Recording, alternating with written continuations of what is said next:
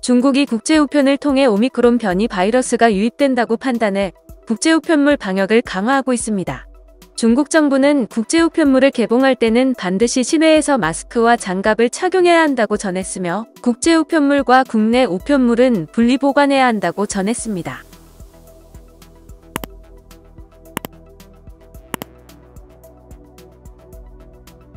중국 보건당국은 베이징에서 확인된 오미크론 변이 감염 사례가 캐나다 토론토발 국제우편물 접촉에 의한 것일 수 있다고 발표했습니다.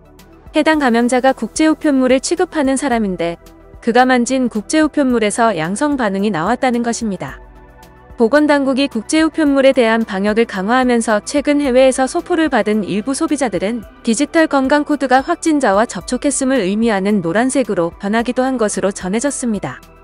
중국은 디지털 QR코드 프로그램을 개발해 시민들의 코로나19 관련 건강 상태를 녹색, 노란색, 빨간색으로 분류하고 있습니다.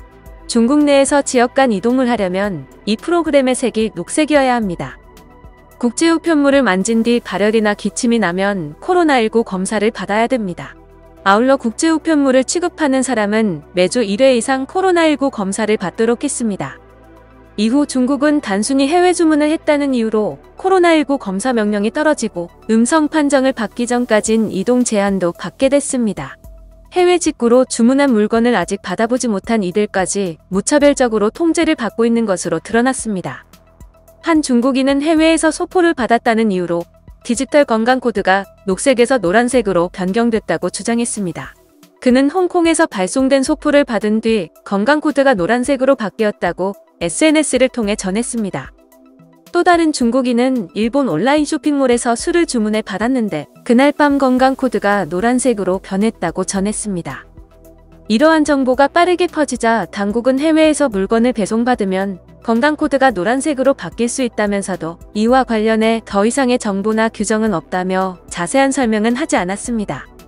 한 중국 네티즌은 SNS에 방금 내 건강코드가 노란색으로 바뀌었다면서 해외에서 발송된 소포를 받았기 때문에 7일간 3차례 코로나19 진단검사를 받고 음성 판정을 받아야 건강코드 색이 녹색으로 돌아갈 수 있다는 전화를 받았다고 전했습니다.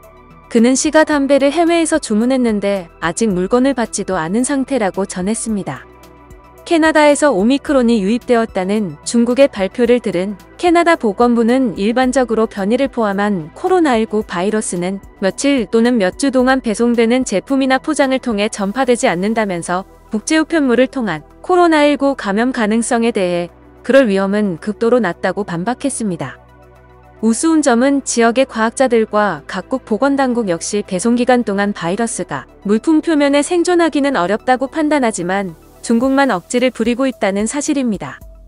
바이러스 전문가들은 바이러스는 공기에 노출된 뒤 20분이 지나면 감염 능력을 90%를 상실한다면서 믿을 수 없는 조치라고 말했습니다.